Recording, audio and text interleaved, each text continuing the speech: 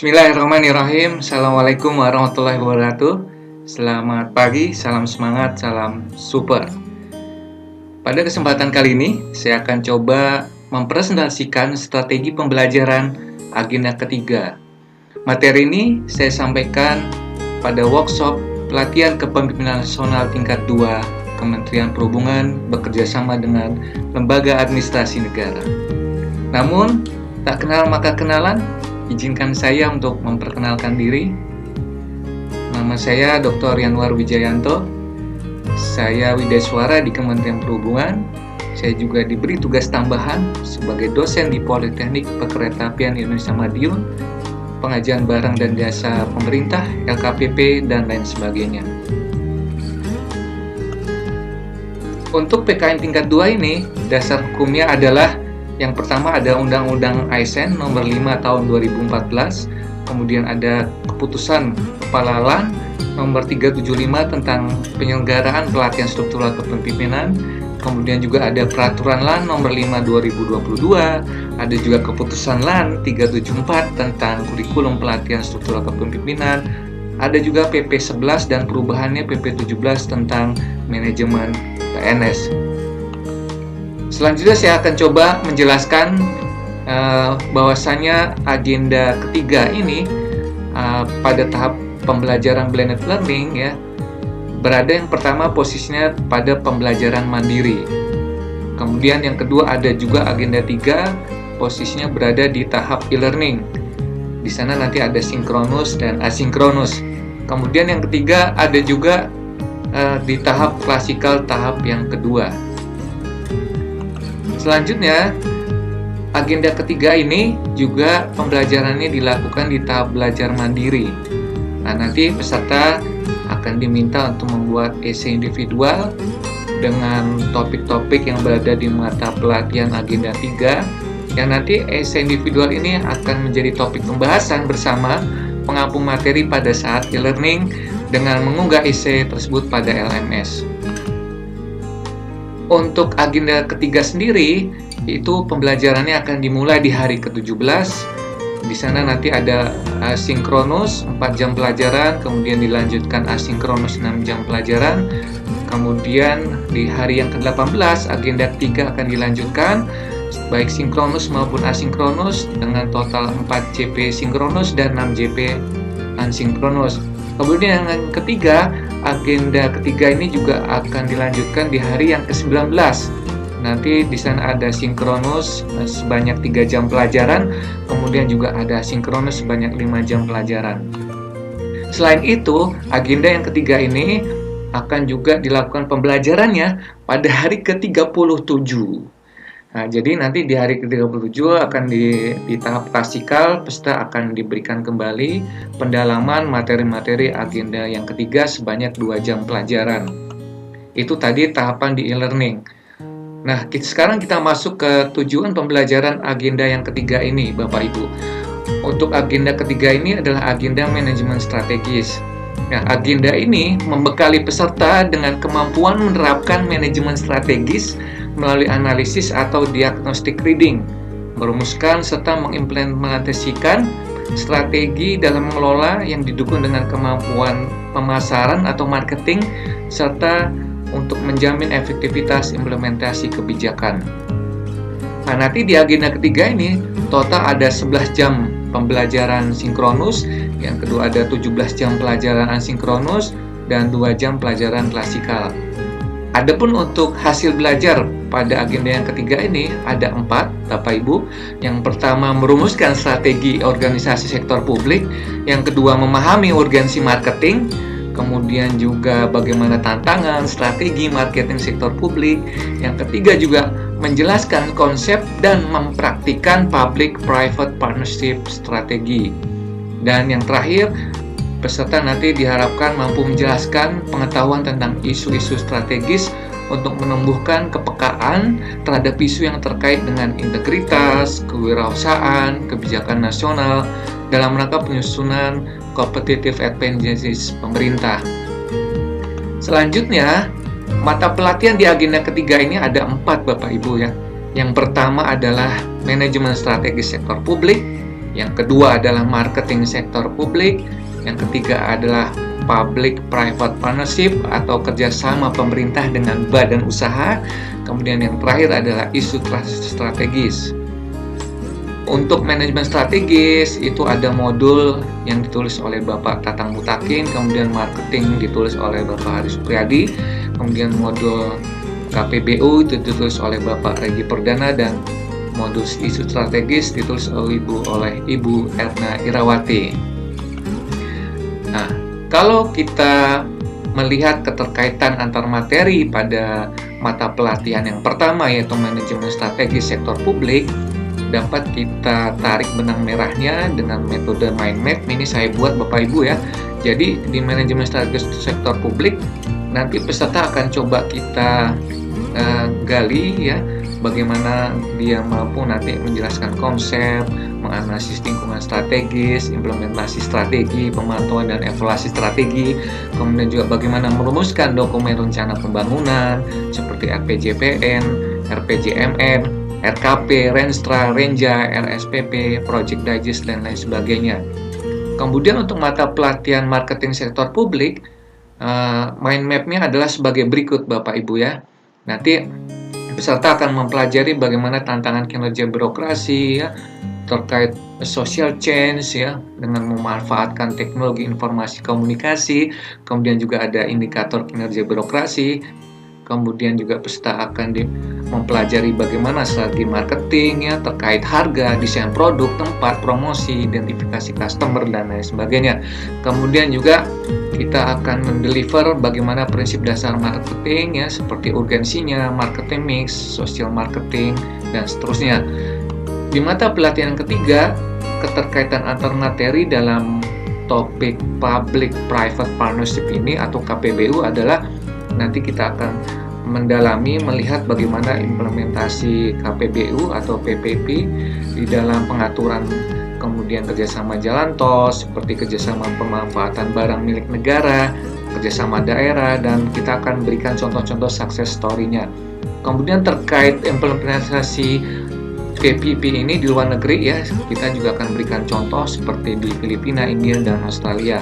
Kemudian juga ya, di materi ini akan juga menjelaskan bagaimana manfaat inisiatif bentuk dukungan pemerintah dan juga special purpose vehicle. Selanjutnya terkait modul yang keempat, yaitu isu strategis, Bapak Ibu dapat lihat di sini dengan mind map bahwasanya keterkaitan materi. Yang pertama, bagaimana kebijakan nasional ya akan coba kita jelaskan dari sisi cakupannya, definisi, permasalahannya, kemudian isu strategis kepemimpinan itu sendiri ya, bagaimana nanti akan kita bahas di sana paradigm shifting ya, to participatory leadership ya. Kemudian juga mencakup di dalamnya strategi delivery pembelajaran ya, seperti visitasi kepemimpinan nasional dan policy brief.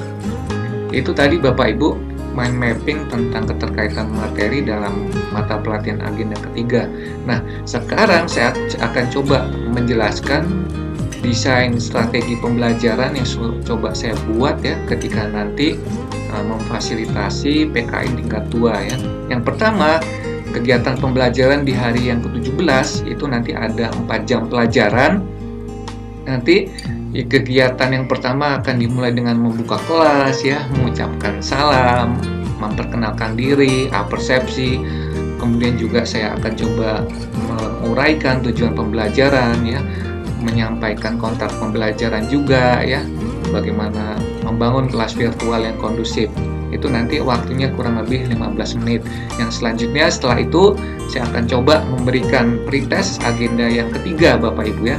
Ini nanti saya akan menggunakan Google Form link gitu ya. Jadi sudah saya siapkan soal-soalnya terkait soal-soal dari mata pelatihan agenda ketiga ya. Ini waktunya nanti 15 menit.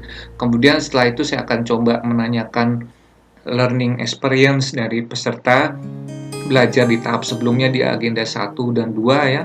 Kemudian termasuk memberikan overview keterkaitan agenda ketiga ini dengan agenda 1 dan 2 ya. Itu waktu yang dibutuhkan 10 menit. Kemudian juga setelah itu saya akan coba membahas bersama peserta tugas individu esai di agenda ketiga pada tahap belajaran mandiri. Nah, nanti peserta akan saya minta sampel random sampling ya, 4 orang masing-masing, setiap orangnya kita kasih waktu 10 menit, jadi total 40 menit Bapak Ibu. Nah, kemudian saya juga yang berikutnya setelah itu akan memberikan overview, pendalaman, pengayaan materi pelatihan manajemen strategi sektor publik dengan metode pendekatan pembelajaran menggunakan contextual learning. Ini nanti memakan waktu 60 menit. Setelah itu saya akan coba mencairkan suasana kelas virtual ya, agar tidak tegang ya, tidak kaku, dengan menggunakan ice breaking, teknik metode ice breaking, yaitu tebak angka. Ini nanti 10 menit. Setelah itu, setelah ice breaking, Bapak Ibu, saya akan coba memberikan soal latihan manajemen strategi sektor publik, fun quiz, metodenya fun quiz dengan quizzes. Jadi nanti peserta diminta untuk scan barcode dengan HP-nya masing-masing, nanti login fun quiz gitu. Ini 10 menit. Yang selanjutnya Bapak Ibu, saya akan menjelaskan tugas asinkronus hari ke-17 ya, serta kesimpulan dan menutup kelas pada hari yang ke-17 ini. Kemudian setelah itu dilanjutkan dengan sesi asinkronus, ini sebanyak 6 jam pelajaran atau 270 menit. Yang pertama saya akan coba memberikan tugas kelompok ya, untuk menyusun manajemen strategi sektor transportasi dalam mendiagnosis organisasi di Kementerian Perhubungan Bapak Ibu ya. Bagaimana nanti bisa beradaptasi dengan lingkungan strategisnya. Selanjutnya saya akan membagi menjadi 2 kelompok, 7-8 orang per kelompoknya. Nanti peserta akan mengerjakan tugas tersebut di dalam file PowerPoint ya. Bisa pakai pendekatan slide share ya, lalu dikonversi ke PDF dan diunggah di LMS. Selanjutnya di hari yang ke-18, kegiatan pembelajaran agenda ketiga ini adalah sebanyak 4 jam pelajaran sinkronus ya. Saya akan mulai dengan membuka kelas, menyapa ya, kemudian menguraikan tujuan pembelajaran, kontak pembelajaran 15 menit. Setelah itu saya akan menanyakan pengalaman belajar sebelumnya dari peserta ya, 10 menit. Kemudian saya juga akan membahas bersama tugas kelompok menyusun manajemen strategi sektor transportasi dalam mendiagnosis organisasi di Kemenhub. Ini 20 menit kali 2 kelompok gitu. Jadi total nanti waktu yang dibutuhkan sekitar 40 menit Bapak Ibu ya. Yang selanjutnya setelah itu saya akan memberikan overview agenda ketiga, pendalaman lagi khususnya tentang topik marketing sektor publik, khususnya market, bagaimana nanti peserta akan kita dorong ya, kita ajak untuk bagaimana cara memasarkan sektor transportasi, membangun citra positif transportasi ya, dengan pendekatan experiential learning. Itu nanti kurang lebih 70 menit Bapak Ibu. Kemudian setelah itu ya, agar kelas tidak kaku, saya akan memberikan ice breaking, tebak umur ya. Saya akan menampilkan slide berisi angka-angka, nanti peserta akan diminta untuk menebak umur. Jadi saya nanti bisa menebak tanggal lahir orang tua, anak ya. Itu kurang lebih membutuhkan waktu 10 menit. Setelah itu kita akan melakukan kembali fun quiz. Kali ini topiknya tentang marketing sektor publik ya, dengan quizis.com. Ini 15 menit, soal-soalnya sudah saya susun. Peserta nanti scan barcode, login dengan HP masing-masing. Setelah itu saya akan coba menjelaskan tugas asinkronus hari yang ke-17 ya, kesimpulan dan penutupan itu 20 menit. Setelah itu di hari ke-18 untuk sesi asinkronus sebanyak 6 jam pelajaran, saya akan memberikan tugas kelompok yang kedua, yaitu menyusun marketing sektor transportasi Bapak Ibu. Nanti peserta akan saya minta untuk mendiagnosis organisasi di Kemenhub ya, agar dapat beradaptasi dengan perubahan lingkungan strategis ya. Nanti harapannya peserta punya kemampuan bagaimana memasarkan sektor transportasi ini agar manfaat ya yang dilakukan pembangunan oleh Kemenhub dapat diketahui oleh masyarakat ya, dengan pendekatan edukatif. Kemudian nanti kelompoknya akan saya bagi menjadi satu kelompok, isinya 15 orang ya. Nanti penugasan satu kelompok itu saya akan minta untuk membuat konten edukatif atau promotif Bapak Ibu, untuk memasarkan citra positif transportasi ya. Jadi nanti kontennya satu buah video durasi maksimal 10 menit dan satu buah e-poster. Nanti peserta akan saya minta untuk posting video dan e-posternya ya di website resmi kantor masing-masing dan di media sosial pribadinya masing-masing gitu. Nah, nanti pendekatannya pakai metode fun learning ya, dengan channel YouTube, media sosial dan lain sebagainya. Kemudian di hari yang ke-19 di tahap e-learning ini, di tahap sinkronus, kembali saya akan melakukan pembelajaran di kelas virtual ya. Seperti biasa, saya membuka kelas, salam ya, kemudian juga tujuan pembelajaran, kontak belajar itu 10 menit, kemudian dilanjutkan membahas bersama tugas kelompok. Pertemuan sebelumnya ya terkait membuat konten video ya, itu nanti akan kita bahas kurang lebih 20 menit. Setelah itu saya akan melakukan pendalaman pengayaan mata pelatihan terkait topik yang selanjutnya di agenda yang ketiga, itu public-private partnership atau kerjasama pemerintah badan usaha dengan pendekatan metode belajar project based learning Bapak Ibu. Ini nanti 60 menit. Setelah itu saya akan coba mencairkan suasana kelas virtual dengan metode ice breaking. Kali ini beda lagi ya, pakai soal-soal gajah, jerapah, dan singa, itu 10 menit. Kemudian saya akan memberikan soal latihan PPP atau KPBU ya lewat quizzes, fun learning itu 10 menit. Selanjutnya setelah itu saya memberikan post test agenda yang ketiga dengan Google Form link. Jadi tadi di hari ke-17 ada pretest, nanti di hari ke-19-nya baru ada post test 10 menit. Setelah itu baru saya akan menjelaskan tugas asinkronus ya hari berikutnya. Tugas asinkronusnya nanti peserta akan diminta membuat tugas individual Bapak Ibu ya. Nanti saya akan arahkan untuk bagaimana peserta ini mampu membangun strategi peningkatan kinerja strategis organisasi perhubungan ya. Ini juga tindak lanjut follow up dari IC pada belajar mandiri ya. Diharapkan nanti peserta punya kompetensi membangun kemitraan ya, membuat project based learning. Ini nanti juga sudah kita siapkan worksheet-nya, rancangan program kemitraan konsultasi, peserta membuat ya masing-masing, nanti diupload di LMS. Itu waktunya 5 jam pelajaran. Nah, kemudian nanti di tahap kegiatan pembelajaran klasikal di hari ke-37 ya, peserta akan melakukan pendalaman lebih jauh ya. Seperti biasa, saya akan membuka kelas, salam, memperkenalkan diri, menguraikan tujuan pembelajaran, kontak pembelajaran, kemudian pendalaman agenda yang ketiga 20 menit ya. Agenda pendalaman di kelas klasikal ini keseluruhan materi 4 mata pelatihan nih, dari mulai manajemen strategis, marketing sektor publik, PPP, dan isu strategis.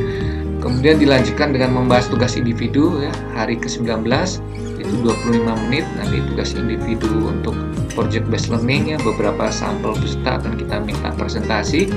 Kemudian setelah itu membahas pelajaran yang bisa diambil apa sih dari yang bisa disimpulkan dari tugas kelompok individu yang kita fasilitasi ya. Nanti peserta akan belajar dengan pendekatan exploratory learning ya. Jadi peserta nanti akan kita gali pengalaman belajar mereka, dia akan mengkonstruksi belajar mereka dengan diri mereka sendiri. Itu waktunya 10 menit. Nah, setelah itu saya akan coba membulatkan semua mata pelatihan ya. Peranannya apa dalam agenda ketiga ya, dalam meningkatkan kompetensi kepemimpinan strategis ya di PKN 2 ini. Itu nanti 5 menit Bapak Ibu.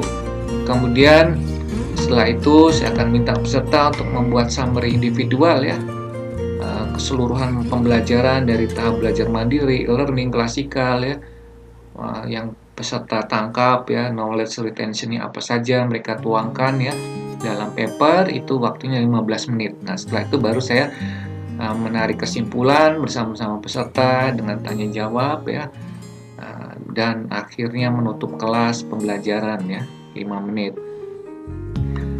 Selanjutnya terkait learning di agenda ketiga ini ya, pada prinsipnya Bapak Ibu saya akan memberikan penugasan ada metode individual dan kelompok ya.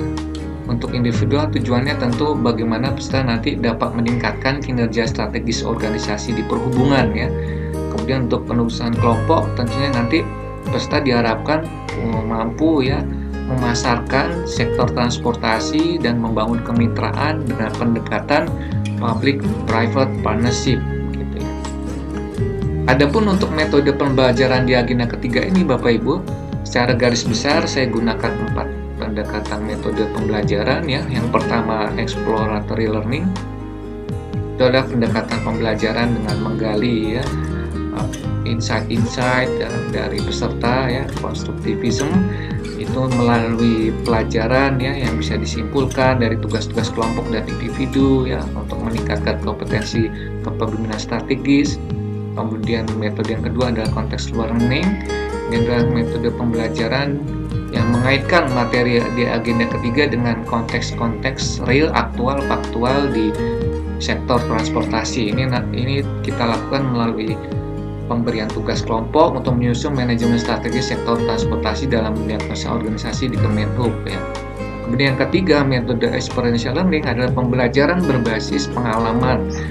Jadi peserta mengalami langsung ya, kita gali sumber belajar, informasi belajar dari pengalaman belajar mereka itu melalui penugasan kelompok membuat konten edukatif promotif terkait transportasi. Yang keempat, metode project based learning adalah pembelajaran berbasis proyek. Nah, peserta kita minta tadi ya menyusun rancangan program ya untuk membangun kemitraan sektor transportasi. Adapun alat bantu media yang saya gunakan, yang pertama LMS Zoom, ada Google Form link, kemudian juga soal-soal. Yang ketiga ada laptop, slide PPT ya. Yang keempat ada toolsquizzes.com, /f.com, WhatsApp group dan lain sebagainya. Dan yang terakhir worksheet serta video learning. Untuk evaluasi pembelajaran sendiri yang saya gunakan, yang pertama essay individu itu bobotnya 15% Bapak Ibu. Itu tugas essay individu di tahap belajar mandiri. Yang kedua juga tugas kelompok yang pertama itu bobotnya 20%, itu tugas kelompok di hari yang ke-17.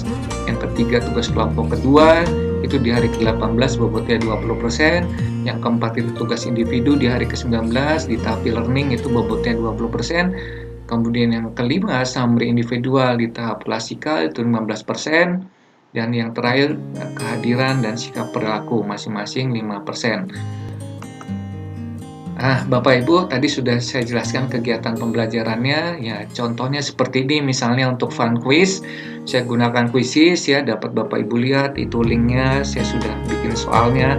Ini akan merangsang fun learning, jadi peserta agar tidak jenuh dalam belajar ya, merasa antusias, tertarik. Kita gunakan metode yang menyenangkan dengan pemanfaatan IT gitu ya. Ini contohnya Bapak Ibu sudah saya bikin. Kemudian fun quiznya nanti peserta pakai HP masing-masing scan QR code ya atau memasukkan kodenya. Nah, nanti soal-soalnya dikerjakan dengan fun. Nah, ini tampilan Quizizz ya. Nah, jadi nanti peserta bisa di ranking ya, skor yang tertinggi siapa ya, benar salah, soal yang salah di mana saja gitu ya. Nah, ini adalah ilustrasi gambaran deskripsi terkait pretest dan post-test yang saya gunakan dalam strategi pembelajaran agenda yang ketiga ya. Jadi saya menggunakan Google Form, ini contohnya Bapak Ibu bisa lihat. Ini pakai linknya saya pendekkan dengan tinyurl.com. Yang selanjutnya saya juga akan menggunakan video learning ya terkait transportasi kontekstual ya, dikaitkan dengan sektor transportasi tentunya, nanti manajemen strategis, marketing, PPP, kemudian isu strategis dan dengan video-video yang menarik sehingga peserta akan merasa lebih semangat lagi dalam belajar ya, karena kita juga mengadres kemampuan visual auditori dari peserta gitu ya.